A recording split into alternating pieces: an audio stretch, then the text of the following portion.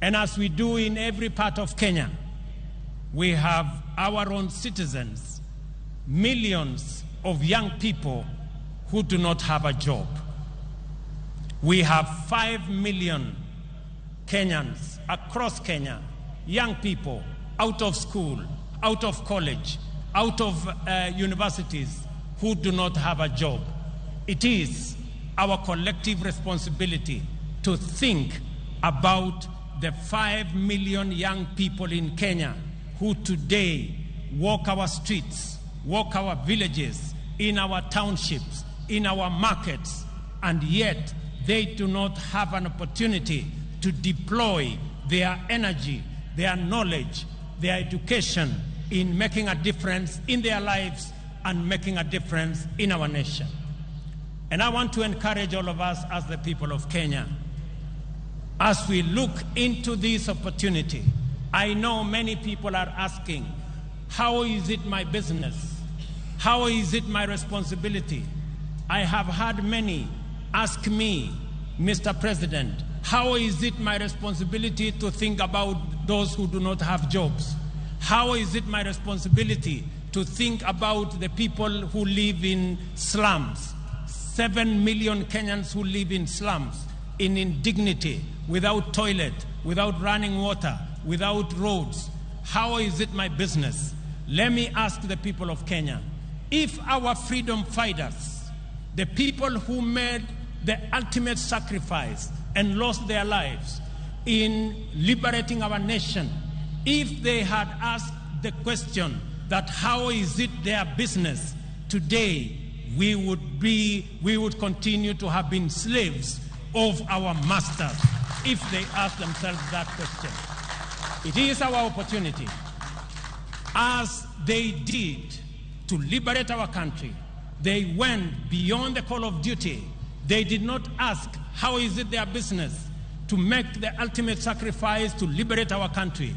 I want to ask every citizen, it is our responsibility collectively to think, to plan, and to ensure that the 5 million young people in our country who today do not have jobs, have jobs. It is our responsibility to ensure the people, 7 million of them, who live in our slums, including Shauri Yako here in Embu. I was here last week and I was informed about Shauri Yako. The people who live in Shauri Yako deserve a decent house, and it is our responsibility as we implement the housing plan, not just to create jobs, at least 1 million jobs every year.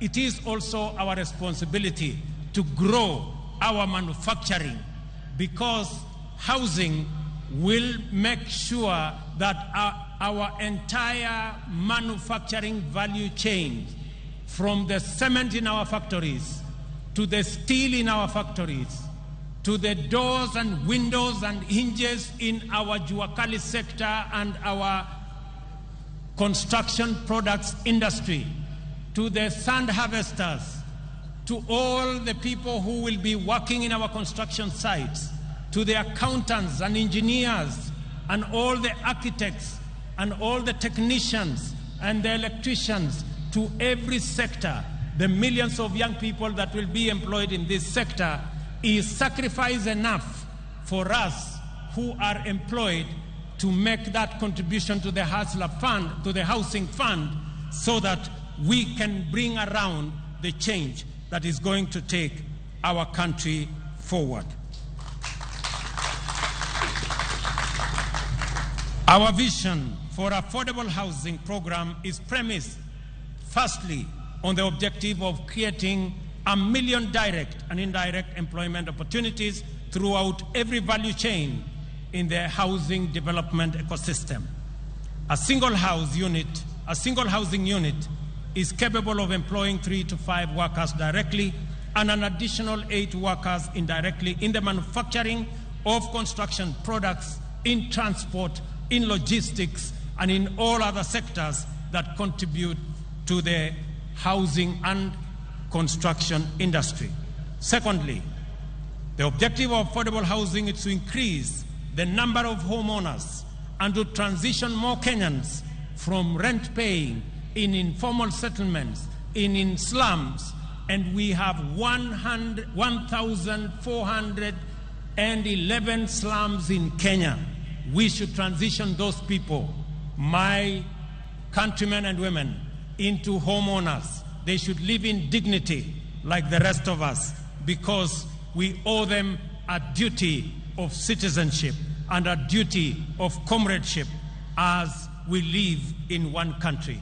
I want to ask every parent, I want to ask every Kenyan that rather than ask, how is it your